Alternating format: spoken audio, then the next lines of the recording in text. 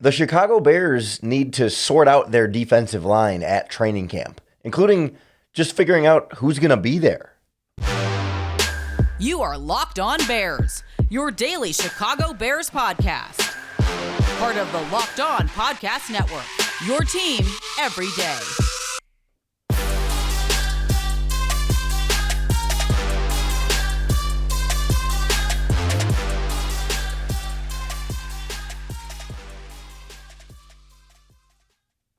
This is Locked On Bears, and I'm your host, Lorin Cox.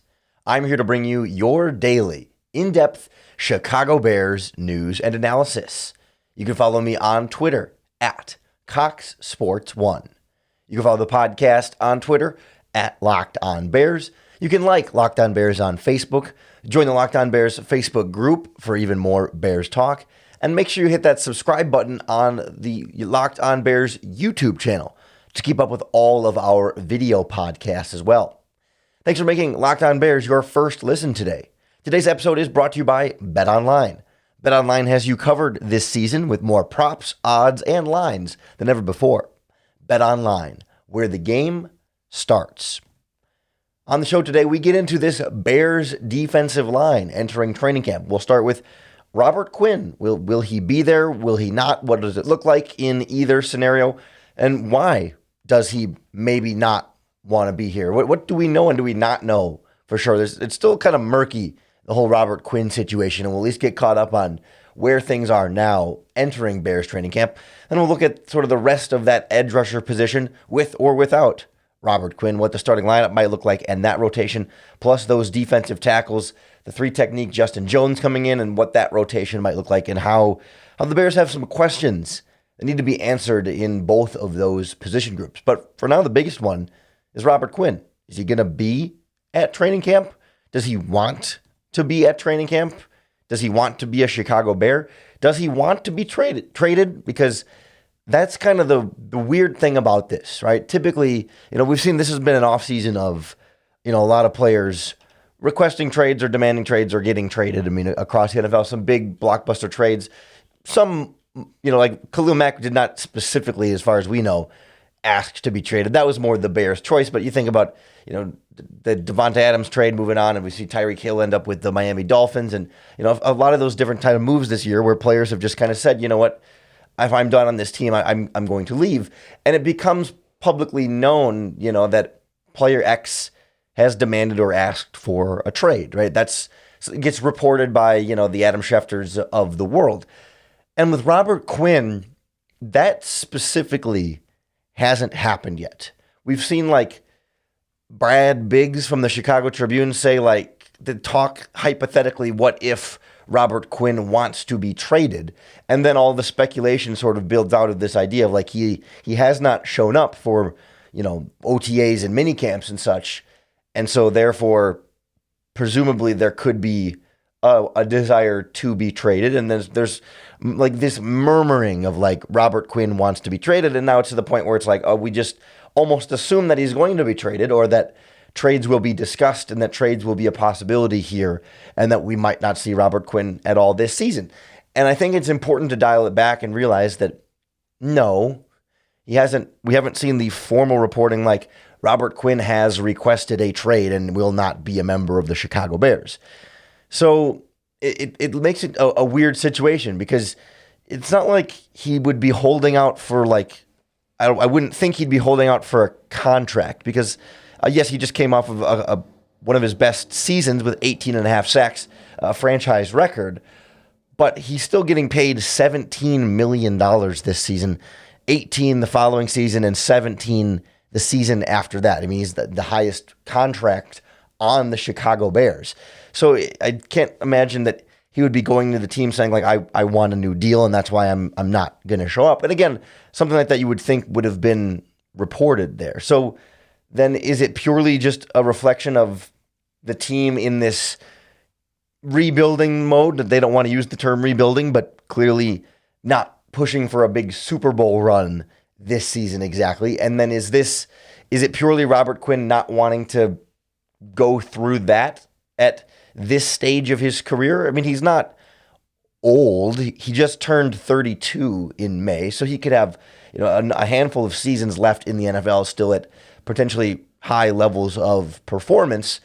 But does he just sort of look around after a career that just hasn't had a lot of win-loss success? He was on some bad Rams teams early on, and then spent a year in Miami, and then Dallas, and now Chicago has had a couple of seasons of mediocrity. I went through, I'm pretty sure, as best I could tell, he's played one playoff game in his entire career and lost that playoff game. So he has never won a playoff game that I could see, and has only played in one in, what has it been now, 10, 11 seasons in the NFL. So I could see where, if you were Robert Quinn and all this change happens in Chicago in the offseason, and Khalil Mack gets traded away, your running mate that helped you get 18 and a half sacks, that you look around and say, I don't really want to sit through play through this likely 500 or below season for the Chicago Bears and be 33 next year and probably going to be a salary cap casualty at that point when he's due $18 million at the age of 33. I think he looks around, again, this is just my feeling, is that he looks around and says, okay, I just had the best season of my career, or I guess technically the second best season of his career, but the best season he's had in a long time. So he has the most leverage and value right now in his career that is hard to find at age 32 for edge rushers like this. And so maybe he sees this as his time to get to a better team and push for those playoff appearances and Super Bowl opportunities, because he's made a handful of Pro Bowls. He's made some All-Pro teams over his career, and this season was really his return to that recognition. And so I don't know that he's going to be able to get that again on this Bears team with a lot less talent around him on the defensive line and not nearly the same caliber of running mate. We'll kind of go through what that other starting edge rusher spot might look like either with or without Robert Quinn on the Bears at training camp or at all this season next on Locked On Bears.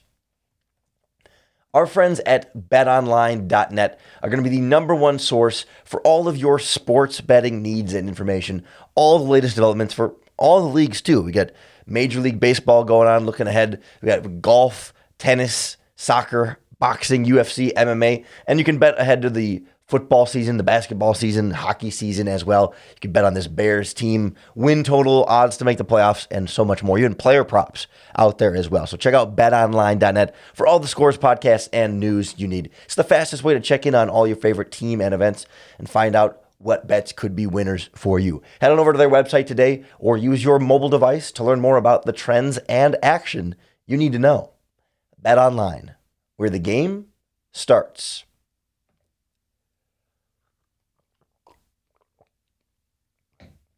We don't know exactly who's going to start with Robert Quinn on this Bears defensive line, or if I guess it answers itself a little bit more. If Robert Quinn's not there, your options are narrowed, and both Trevis Gibson and Al-Quadin Muhammad would then both be starters, presumably. But with Robert Quinn, if we assume for a second, maybe not correctly, but just for the sake of the discussion, that Robert Quinn is there, as he is currently contracted to be, you've got Al-Quadin Muhammad coming over from the Indianapolis Colts. This is like his sixth season in the NFL. He spent 4 years with Matt Eberflus in that defense.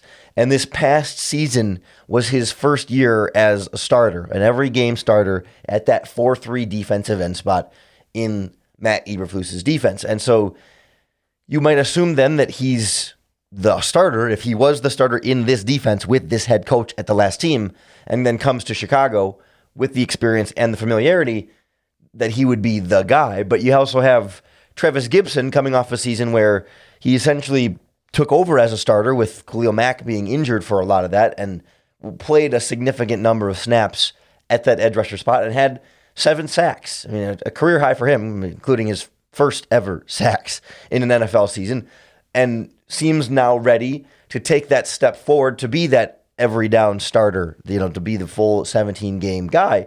And those 7 sacks he had last season were more sacks than Al-Quadin Muhammad has ever had in a season. And so then does Gibson offer you perhaps certainly the more productive edge rusher between the two of them up to this point in their careers, but then also does that directly mean the more talented edge rusher? If you want to get your best players on the field, Muhammad might have the experience and the familiarity advantage, but is Gibson sort of the better player, the more talented option there to provide you the best possible pass rush? And so, I think it's going to be essentially a competition for that starting job, and I'm curious how open that is, right? I mean, you would think, given Muhammad's familiarity and that Eberflus wanted to bring him in here, right? It wasn't just like he was in Indianapolis and was sort of inherited, and he's just the guy who's been there, so keep him going. But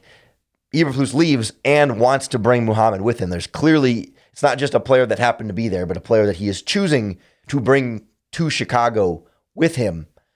Would seem to indicate to me a guy that would have the advantage there. But will it be an open competition then, or is there a bias toward Muhammad given the familiarity there and the clear intention of signing him?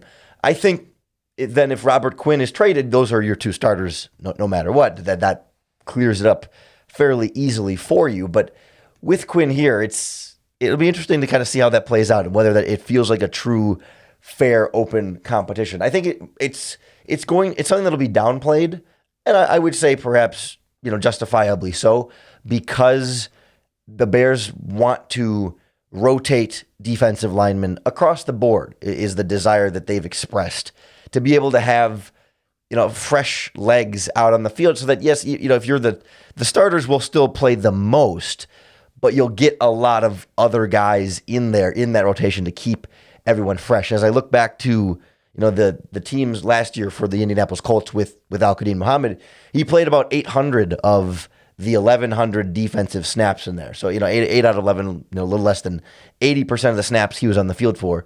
The next edge rusher was Kwity Paye, the rookie, played 638, and then a bunch of guys beyond them. Tyquan Lewis rotated in there, Kamoko Toure, Isaac Rochelle, Deo Beneo. They got 6 different edge rushers playing in that rotation. Obviously, the starters clearly played more than the rest, but especially if you have Quinn, Gibson, and Muhammad, I would bet all 3 of them will end up playing a similar number of snaps just to keep them all fresh, to where 2 of them might be the quote-unquote starter, but all 3 are just constantly kind of rotating through and playing to be able to get everybody opportunities and fresh legs and all that good stuff. If Quinn's gone, then I think you'd see even playing time essentially for them anyway, and then you find opportunities for a rookie like Dominique Robinson to get in there and at least have an opportunity. Or some of the recent undrafted free agents that they've had, Charles Snowden and Sam Kamara are both still under contract and are going to be competing for that spot there at training camp there. But for the most part, it's the Gibson versus Muhammad back and forth that I'm going to be keeping a close eye on there, because especially then if Robert Quinn is gone, or is maybe like for example, if Quinn doesn't show up to training camp, but it has not been traded at that point, and then perhaps does he come back at the end of training camp, at the end of the preseason, and just come back for the regular season and just say, screw it, I'm a 13-year veteran or whatever he is, or 12-year veteran, I don't need to do training camp and OTAs, because what is Robert Quinn getting out of training camp and OTAs other than athletic conditioning? And yes, he's got to learn a new defense. I mean, it's a new scheme, but he's played a 4-3 his whole career. There's going to be different terminology and different specific plays that he needs to be involved in. But is the difference between Robert Quinn having a good season and not having a good season him being at OTAs, mini camps, and even training camp? Probably not. And that would just mean more snaps then for Muhammad and Gibson, who are both younger players relatively and can continue to accelerate in their careers. And then, Dominic Robinson and the other edge rushers in the rotation too. There's some value for the Bears there to not need Robert Quinn to have those practice snaps, but you want him to be there and be a dedicated part of the team and be there in the regular season, because without him, you have not much sack production and pass rushing production in general on your roster. With Gibson would be your career sack leader in a season with 7, and Al-Quadin Muhammad had 6. Justin Jones had 3 last year as a career high. There is not a lot of proven pass rushing on this defensive line without Robert Quinn in the fold, and he would be particularly important, I think, to have around if that's still in the cards, which is, again, the real unanswered question here. But I also am not sure how this rotation is supposed to work in the defensive tackle spot either, with Justin Jones being the consolation prize for Larry Ogunjobi. We'll kind of check in on his history of and stepping into this kind of role for the first time in his career, and who else they even have, if there needs to be more of a rotation there, next on Locked On Bears. Well, many of us have been in situations before where we're just a little short on cash, where you're kind of going a little paycheck to paycheck this month and struggling to make ends meet. It can be really stressful, especially if an unexpected expense or something comes up. But our friends at Dave can help get you out of a pinch whenever you really need it. Dave is a banking app that can help you get up to $500 instantly with what they call extra cash. That's more money to fill up your gas tank, especially if the price is still pretty high, or buy that gift for that wedding coming up here, or catch up on bills. You can finally tackle those expenses that have been stressing you out, but without any hangups. There's no interest and no credit check needed. Millions of people have already downloaded the Dave app and have applied to get the financial relief that they need with extra cash. So if you're in a pinch and need some extra help, download the Dave app and think of it as a helping hand from future you. Let's download the Dave app from the App Store right now. That's DAVE. Sign up for an extra cash account and get up to $500 instantly. For terms and conditions, go to dave.com/legal. Instant transfer fees apply. Banking provided by Evolve. Member FDIC. Still going to see what this Bears rotation will look like at the defensive tackle spots, both the nose tackle and the three technique, because Justin Jones very clearly signed to be that interior pass rusher, to be the new Larry Ogunjobi, to be the new Akeem Hicks in there. And Justin Jones has shown some flashes as a 25-year-old, soon to be 26 in August, ascending more so in his career. Been a starter for the last 3 years in LA with the Chargers. But career high 3 sacks last season is not necessarily Akeem Hicks level production. And the other thing that stands out right away about Justin Jones is that he's never played a full 16-game season in his, albeit short, career thus far. So as a rookie, he played 15 games, but was not the starter, so wasn't playing a full set of snaps. And then starter as a sophomore in 2019 through 2021, but it's 12 games, 13 games, 11 games is what you've been able to get out of Justin Jones for injury, and which things are not always in his control. But for the Bears, you still have to perhaps plan for that, or at least be prepared for the possibility that, hey, Justin Jones has never done 16 straight games, or I guess now 17 games as a full-time starting three technique defensive tackle. So if Justin Jones were to be hurt, for example, who's the next man up, the three technique defensive tackle spot? I guess right now it's Mario Edwards Jr., who has been a welcomed member of this Bears defensive line the last few seasons and gives you some great energy and motor. And for sure, I wouldn't necessarily be opposed to that, but that doesn't seem like specifically ideal. Right? There's so much of this on this defensive line that just doesn't feel ideal. Because even at nose tackle, I think right now, Angelo Blackson is your penciled in here as your starting nose tackle. And you've got Kyrus Tonga behind him, but he was a 7th-round pick last year. Not necessarily someone that's going to be super consistent and proven up to this point in their careers. And then the Bears signed Mike Pennell, which added some good veteran depth there that helps you feel a little bit better about it. He's played a little bit of both. I think he's more built in the nose tackle role, but in a pinch can kick over to that three technique if you need him to, but you don't really want him on the field in pass rushing situations if you can avoid it. And other than them, it's the undrafted free agent crew like LaCale London and Micah Treadway from Minnesota, who they just signed this year. It is limited at defensive tackle, at both defensive tackles with both of the spots. And I just wonder how much we'll be able to rely on Justin Jones and what that production is going to look like this season, especially, as they say, like they want to get this rotation going, much like the edge rushers, where the starters will play the most, but not play a full starter's worth of snaps. So then is that a bigger role for Mario Edwards Jr., who, again, has been a productive pass rusher for the Chicago Bears, and it more so in the last scheme, but I think we see that sort of energy and tenacity that he can bring off the bench. But it's always been, 4 sacks here, 3 sacks there. And so the Bears have a bunch of these like 3 and 4 sack guys. They don't have, outside of Robert Quinn, they don't have a 10 sack guy or a 15 sack guy in his case, or 18 sack guy like he was last season. So can you build an effective pass rush consistently with, Gibson gets you 7 or 8, Al-Quadin Muhammad gets you 6 or 7, Justin Jones gets you 3 or 4, Mario Edwards gets you 3 or 4, and if Robert Quinn's not there, it's not a lot of sacks from your defensive line there. And there's more to pass rushing than sacks. And I try and emphasize that is not the best way to measure pass rushing production on this defensive line, but it's something that we can quickly reference offhand just to see it's one way to illustrate the overall lack of pass rushing production, right? Low sacks does not always mean that they're not still affecting the quarterback consistently. And Gibson was doing that last season in a smaller role, and perhaps in a bigger role, he can be a 10-sack guy. But Al-Quadin Muhammad was in a bigger role last season and got to 6. Is that closer to his ceiling as a pass rusher? We'll see. I don't think we've seen Trevis Gibson's ceiling yet as a pass rusher. He has the ability to be a 10-sack guy in him, but it's a lot easier to be a 10-sack guy if you have Robert Quinn on the other side, or if you have Khalil Mack on the other side.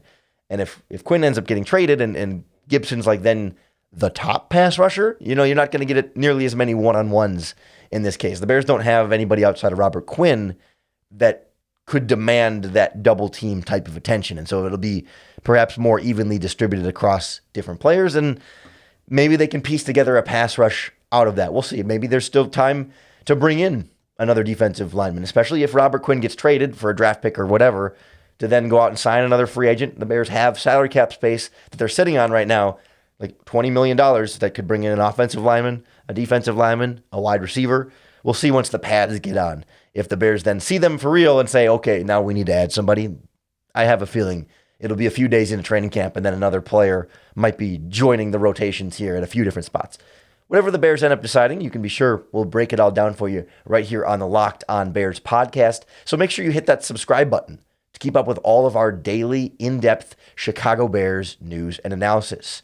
Last week, we broke down the N'Keal Harry trade. Go back and listen to that one if you have not as well. And we're going to keep these training camp preview podcasts rolling right up through the players reporting, the practices opening up, and we'll have actual Bears football updates for you. We've been churning through this long, slow part of the offseason, but it's not slow here on Locked On Bears. We're always still going to be here for you to make sure it's easier to bear down.